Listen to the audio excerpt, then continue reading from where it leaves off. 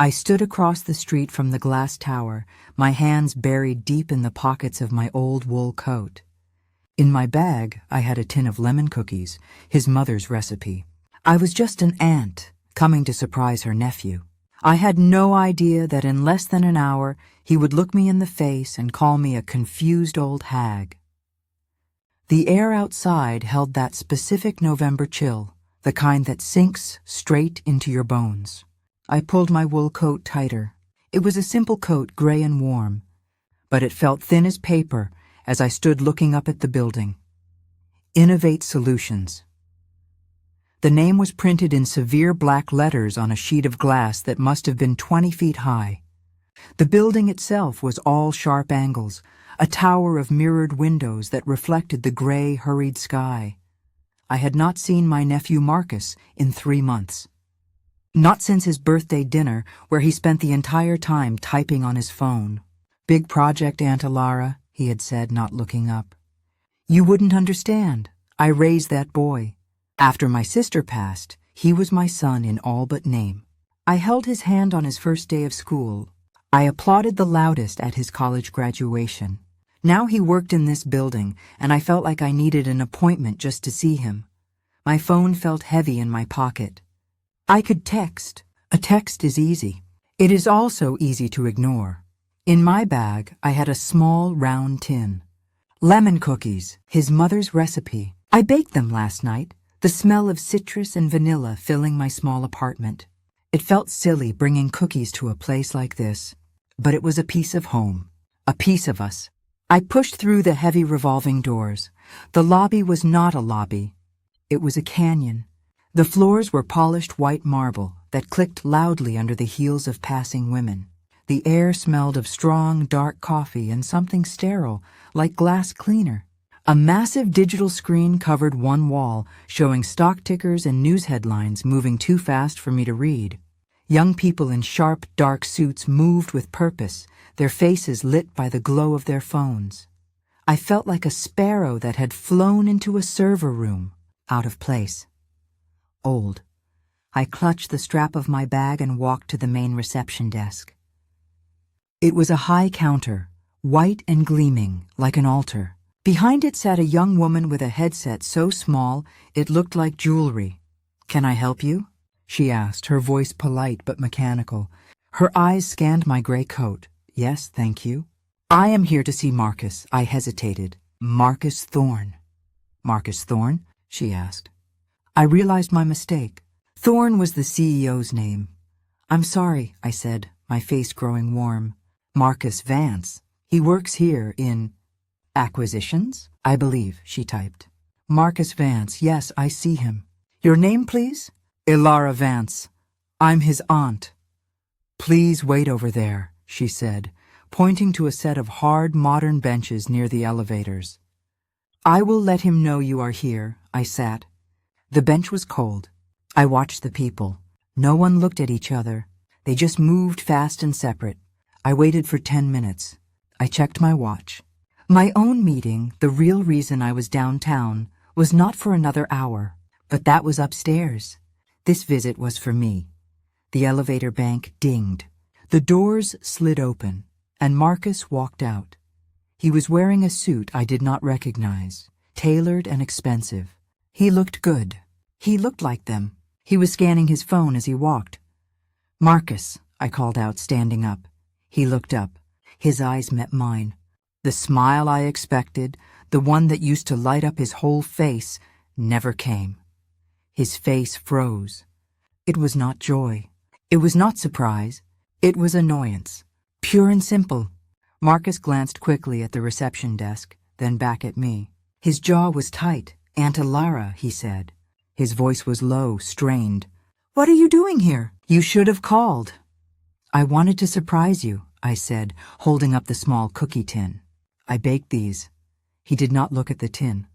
He looked at my coat, my simple leather bag, my comfortable shoes. He sighed, a sharp sound through his nose, and scrubbed a hand over his face. "Okay? Well, I'm busy." "You can't just show up, Aunt Alara. This is a serious place." "I know, dear." I only wanted to say hello. I won't be long. Fine, he snapped. He turned and swiped a plastic card against a panel. A glass gate clicked open. Come on, quickly. He walked fast. I had to almost jog to keep up. He led me past the main elevators to a separate, guarded bank of lifts. He badged in again and we stepped inside. The elevator was silent and moved so smoothly I only knew we were ascending by the numbers changing on the screen. Marcus stared at the numbers, his arms crossed. He did not ask how I was. He did not ask about the neighbors or the cat or anything at all. He just tapped his foot. The doors opened onto a massive room. It was huge, bright, and loud. The ceiling was a web of exposed pipes and vents, and the lights were long, white strips that hummed. Hundreds of desks were arranged in neat rows with no walls between them. The air throbbed with the sound of typing, a constant, rapid clack, clack, clack, and the low murmur of dozens of conversations. This is it, Marcus said, keeping his voice down. This is my pod. He led me through the maze of desks. People looked up as I passed. I smiled politely. They looked at me, then at Marcus, and quickly looked back down at their screens. Marcus did not slow down. His desk was small, one of many in a line. He had 2 large monitors and a photograph pinned to the partition. It was a picture of him and his friends on a boat, all holding drinks. There were no pictures of me, no pictures of his mother. So, this is where you work, I said, trying to sound impressed. It's very energetic. It's the acquisitions floor. We're busy. Marcus, you got a visitor? A young woman, Sarah, from the next desk rolled her chair back. She had bright pink hair and headphones around her neck. Another young man, Ben, leaned over from the other side. Marcus's posture went rigid. Hi, I said, offering a warm smile. I'm Alara Vance, Marcus's aunt. Oh, nice to meet you, Sarah said. I brought cookies, I said, lifting the tin again. Marcus let out a short, sharp laugh. It was a terrible sound. Auntie Lara, nobody here wants that. Ben snorted. Is that what you were hiding? Cookies? I just thought... I started, my hand lowering the tin. Look, I've got a call, Marcus said, not looking at me. He was looking at Sarah, at Ben. He was performing for them. You really need to go. This isn't a good time. He pointed back toward the elevators. The lobby is back that way. My smile faded. The tin felt very cold in my hands. He was dismissing me. He was shooing me away like I was a lost child. Marcus, I said, keeping my voice level. That's not very polite. Polite? He laughed again, louder this time. His colleagues, Sarah and Ben, were watching us openly now, smirking. The word polite hung in the air. The smirks on Sarah and Ben's faces widened. Polite? Marcus repeated, his voice rising just enough for the desks nearby to hear. You come here unannounced, waving around a tin of cookies like it's a bake sale. Marcus, I said, my voice quiet but firm. I don't appreciate being spoken to like that. I am still your aunt, my aunt, he scoffed. He looked at Sarah, then at Ben, seeking their approval. He was playing to his audience. Look at you. You don't belong here. You look like some confused old hag who wandered in off the street. The words hit me. Harder than a slap. The typing from the nearby desks seemed to stop. The constant hum of the office faded. Even Sarah and Ben looked uncomfortable, their smiles gone. Ben cleared his throat and suddenly became very interested in his keyboard. A confused old hag. My breath caught. I felt the warmth leave my face. The small tin in my hand suddenly felt like it weighed 20 pounds. I looked at the boy I raised, the one who used to fall asleep on my lap while I read him stories. I did not recognize the man standing in front of me. I see, I said. My voice was barely a whisper. I cleared my throat and tried again, forcing strength into my words.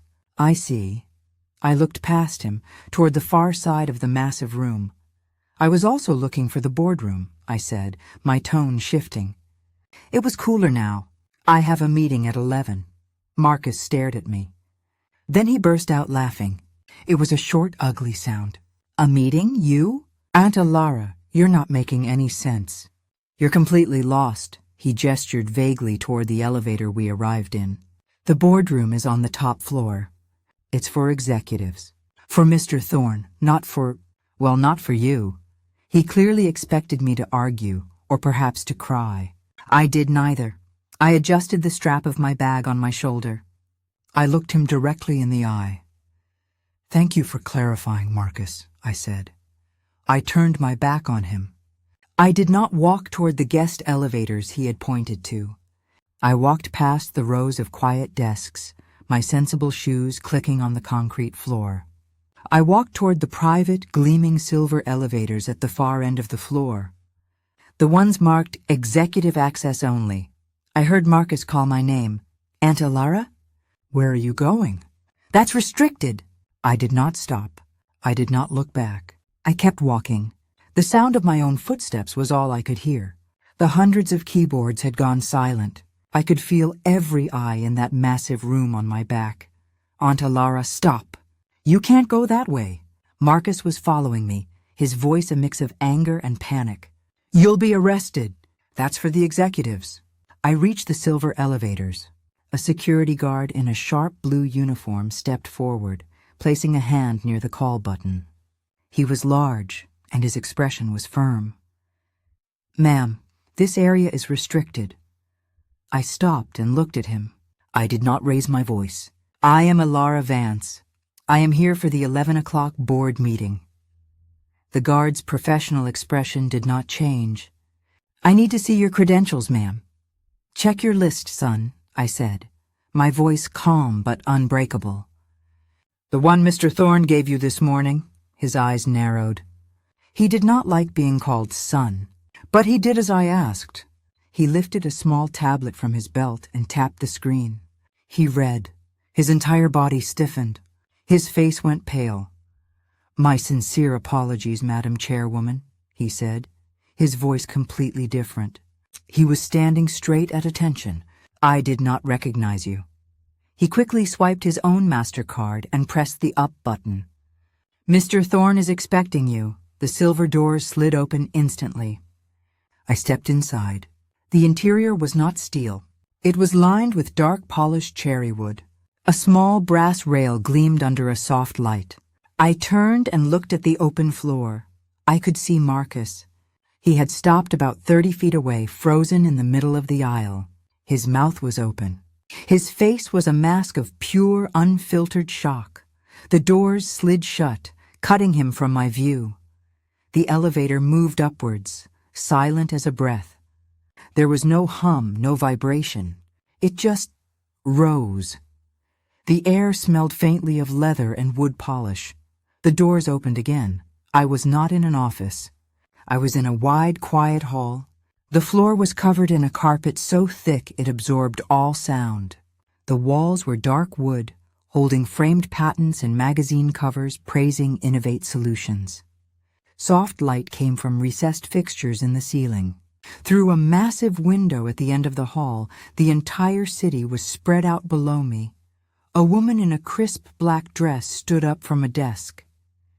Ms. Vance, welcome. She was Arthur Thorne's executive assistant, Jessica. Hello, Jessica, I said. A busy morning? Always, she smiled, a genuine, warm smile. Mr. Thorne is just finishing a call. He should be right out. May I get you some water, tea? Water would be lovely, thank you. As she turned to a discreet counter, a heavy wooden door to my left opened. Arthur Thorne walked out.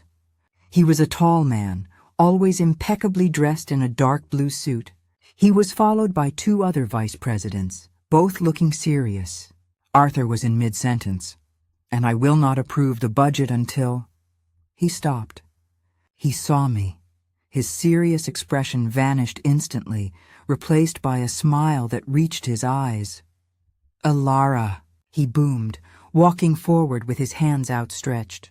The other executives looked startled. You're early. Wonderful. He took both my hands in his. His grip was firm and warm.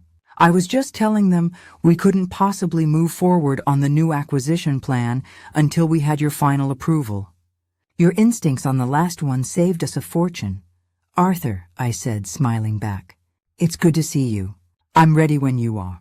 Excellent. Let's head into the boardroom, he said, guiding me toward the large double doors. Oh, and as a small surprise, I asked my assistant to pull the lead analyst from the acquisitions floor. A sharp young man, Vance, I believe. He said he was your nephew. I thought it would be a nice treat for him to sit in. I looked at Arthur. My smile did not waver. Yes, I said. I just saw him. Arthur held the grand, heavy door open for me. After you, Madam Chairwoman, I stepped inside. The boardroom was quiet. The only sound was the faint hiss of the climate control. A single, enormous table, made of dark wood so polished I could see the ceiling reflected in it, filled the center of the room. 20 high-backed leather chairs were arranged perfectly around it. At each place, there was a leather-bound folder, a notepad, and a glass of water on a paper coaster. The far wall was all glass, from floor to ceiling, offering a breathtaking, silent view of the city and the gray river winding through it. Ilara, you know your usual spot, Arthur said, gesturing to the chair at the head of the table. I walked the length of the room and sat down. The chair was firm and supportive. The two vice presidents who had been with Arthur, a sharp-looking woman named Helen Grant and a man named David Chen, took their seats on the left. Arthur sat at my right hand. The full board will be video conferencing in at 11:15, Arthur said, opening his own folder. But I wanted us to get the preliminaries handled first. Specifically, the acquisition Marcus Vance's team flagged. It's aggressive. But your nephew's analysis, he tapped a page, is quite compelling. I looked at the folder in front of me. I did not open it. Is that so? Yes. He's got a raw talent for this. Sees angles the older hands miss, Arthur continued, oblivious. That's why I thought it was perfect. A chance to let him present his own findings to the board, and a chance for him to finally meet the aunt he speaks so. Well, the aunt he mentions. He mentions me, I said. It was not a question, of course. The door opened softly. Jessica, the executive assistant, leaned in. Mr. Thorne? Mr. Marcus Vance is here. Excellent. Arthur beamed. Send him in, Jessica. Send him right in. I folded my hands on the table. I watched the door. Marcus entered. He had put his suit jacket back on. His hair was slightly damp, as if he had run water through it to smooth it down. He was holding a tablet and a small notebook. He was visibly nervous, but his face was bright with ambition. He looked like a man who believed he was about to receive the biggest promotion of his life. His eyes went straight to Arthur Thorne. He gave the CEO his most respectful, eager smile. Mr. Thorne, sir, Marcus said, his voice high and a little shaky. You asked to see me? I did, Marcus. Come in, Arthur said, gesturing to the room. Have a seat. We were just discussing your proposal. Marcus's smile widened. He took a step into the room, starting toward one of the empty chairs. Thank you, sir. I'm prepared to walk you through the key metrics. Then he looked at the head of the table. He saw me, all the color, all the ambition, all the life drained from his face. It did not happen slowly. It was instant, like a switch being flipped. His skin went a waxy pale gray. His mouth fell open. The tablet slipped from his fingers and hit the thick carpet with a soft thud. He just stood there, frozen, staring at me. His eyes were wide with a terror I had never seen before. Arthur, having looked down to find a page in his folder, looked back up. He saw Marcus standing stiffly by the door. Don't be nervous, son, Arthur said kindly. You're among supporters here. I don't believe you've been formally introduced to the board members present. Arthur gestured to his left. You may know Helen Grant, VP of Operations, and David Chen, our CFO. Marcus gave a jerky, puppet-like nod. He could not take his eyes off me.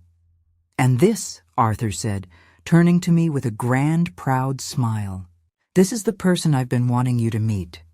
The woman whose name is on the original charter. The one who gave me my very first loan to start this company." Arthur beamed. "Marcus Vance, I'd like you to meet our Madam Chairwoman, Ms. Elara Vance." Marcus made a sound. A small, wet, choking noise deep in his throat. He looked at me, his aunt, sitting at the head of the table. I did not smile. I did not frown. I simply held his gaze, and I waited. The silence in the boardroom stretched. It became heavy. The only sound was the quiet click of the tablet screen as it went dark on the floor. Arthur Thorne looked from me to Marcus, his smile frozen in place. He was confused. "Son? You look unwell. Are you all right?" Marcus's throat worked. He swallowed, a dry, loud sound in the quiet room.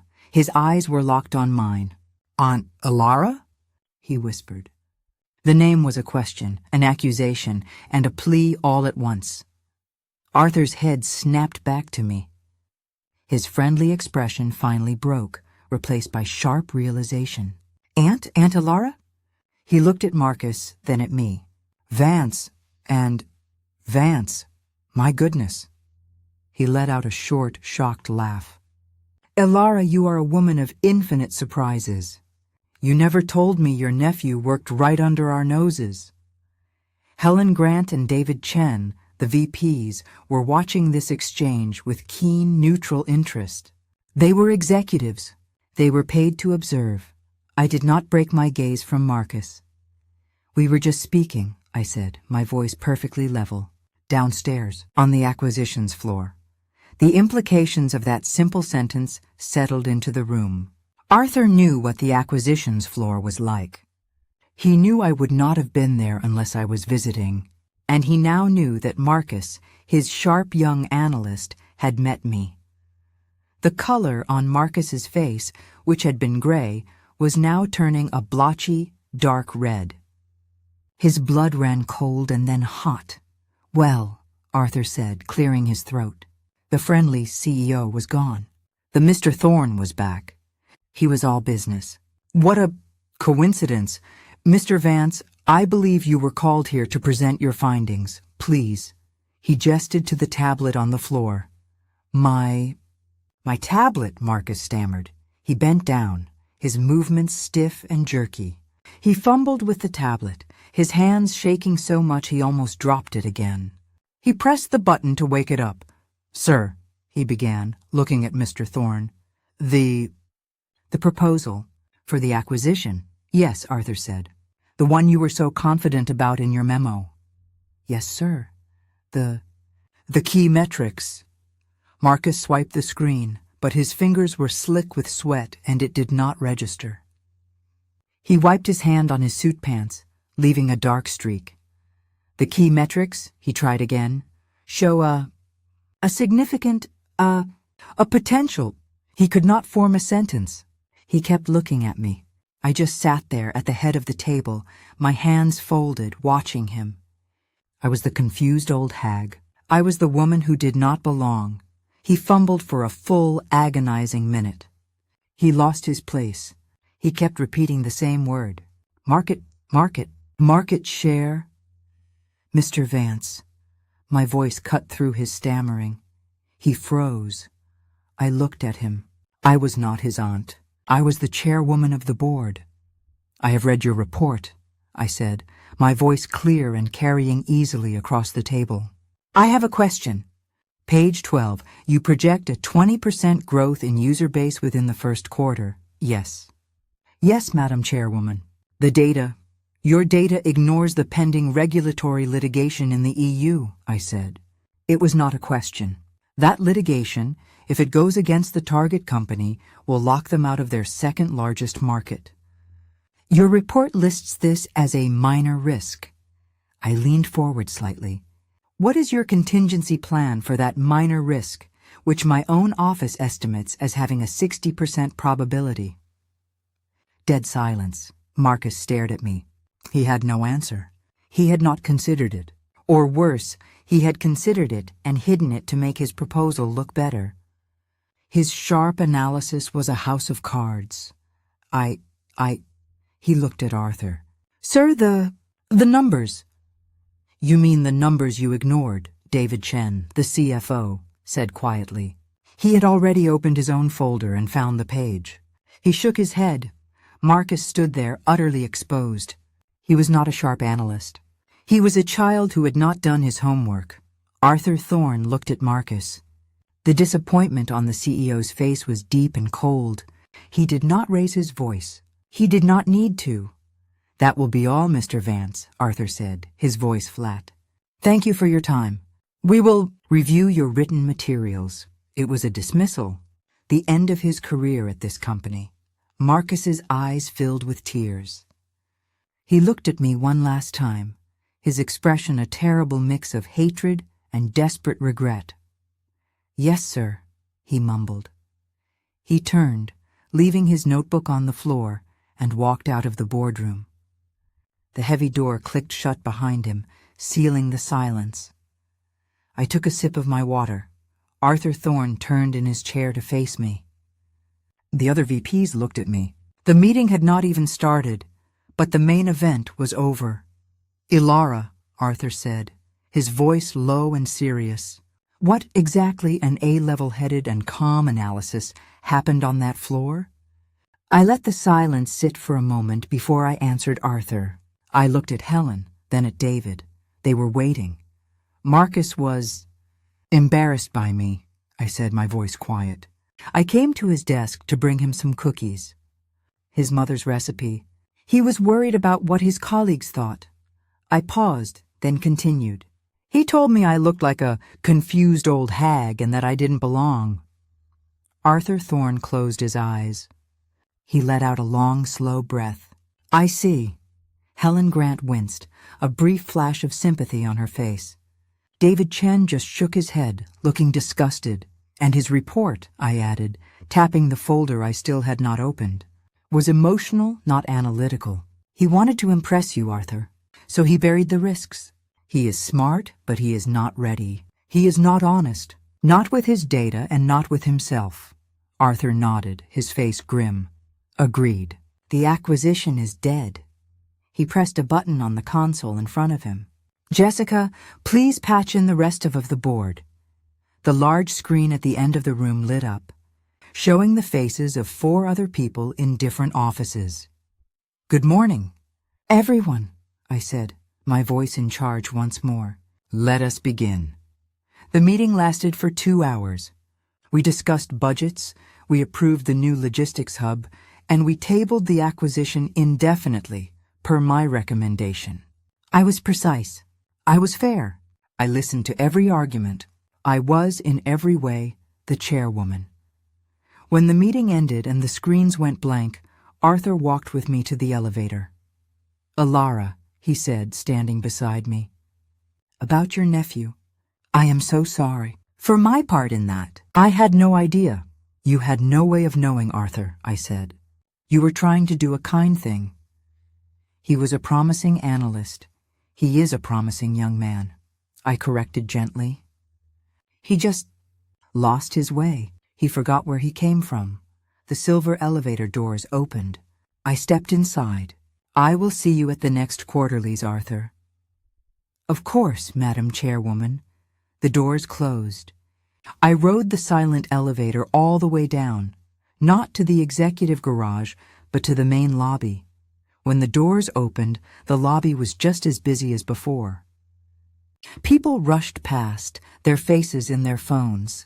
I walked toward the revolving doors, a simple gray coat in a sea of dark suits. Near the cold, modern benches, I saw him, Marcus. He was not wearing his suit jacket. His tie was loosened. He was holding a small cardboard box with his keyboard, his mouse, and the framed picture from the boat. He was no longer an employee. He was just a visitor, waiting for the guest elevator to take him down. He saw me. Our eyes met across the wide marble floor. His face was pale and puffy. He looked lost. He looked, for the first time in years, like a little boy. He opened his mouth as if to call my name. I just looked at him. Then, I turned and pushed through the revolving door. The November air was cold, but it felt clean. It felt real. I pulled my coat tight and began the walk to my car. I had my position, I had my company, but I had lost the boy I raised. I thought about the small tin of lemon cookies. I had left it on his desk. I wondered if he had thrown it away.